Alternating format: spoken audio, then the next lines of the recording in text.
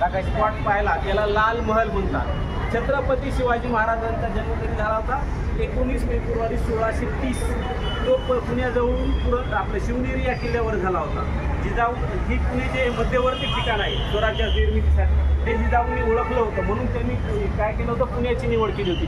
पण त्यांनी पाहिलं की औरंगजेब बादशाहनं पुणे जे शहर आहे आत्ताचं, इथं जी जमीन होती या जमिनीवर गाढवाचा नांगर फिरवला होता आणि लोकांना असं संभ्रमित केलं होतं की ही शापित भूमी आहे, त्यामुळं कोणीही तर राहायला आणि शेती करायला तयार नव्हतं।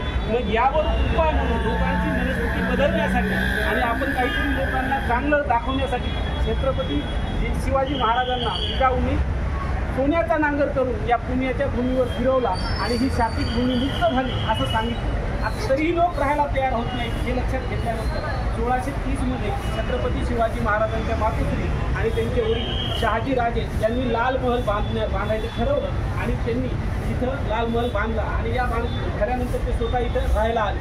छत्रपती शिवाजी महाराजांनी, आणि तुम्ही चित्र पाहिले असतील तर तुम्हाला असं लक्षात येईल, छत्रपती शिवाजी महाराजांनी पहिला हे एका व्यक्तीचा न्यायनिवाडा केला होता, तो या लाल महालातूनच केला होता। असं चालू असताना औरंगजेब हे मध्यवर्ती ठिकाण आहे आणि हे आपल्या राज्यात असलं पाहिजे आणि छत्रपती शिवाजी महाराज स्वराज्य मोठं करत आहेत हे लक्षात आल्यानंतर औरंगजेबनं त्याचा मामा असलेला शाहिस्ती खानाला छत्रपती शिवाजी महाराजांविरोधात चालून जाण्यासाठी सांगितलं। 1 लाख फौज घेऊन छत्रपती शिवाजी महाराजावर शाहिस्ती खान चालून आला आणि त्यानं पुण्यामध्ये 1 मे 1660 रोजी तो या लाल महालामध्ये आला। 3 वर्ष तो या लाल महालामध्ये 1 लाख फौज घेऊन राहू लागला। पण तो नुसता राहणार का? तो आजूबाजूची देवळं आणि इतर ठिकाणी उद्ध्वस्त करू लागला। त्या लाल शाहिस्ती खानाचा बंदोबस्त करण्याचं सुद्धा छत्रपती शिवाजी महाराजांनी ठरवलं आणि 16 एप्रिल 1663 म्हणजे 3 वर्ष तो इथं राहिल्यानंतर छत्रपती शिवाजी महाराजांनी वेषांतर करून, आपण धड्यामध्ये पाहिलं की छत्रपती शिवाजी महाराज एका वरातीमध्ये वेषांतर करून या लाल महालात फिरले आणि त्यांनी शाहिस्ती खानाचे 4 बोटं छाटली।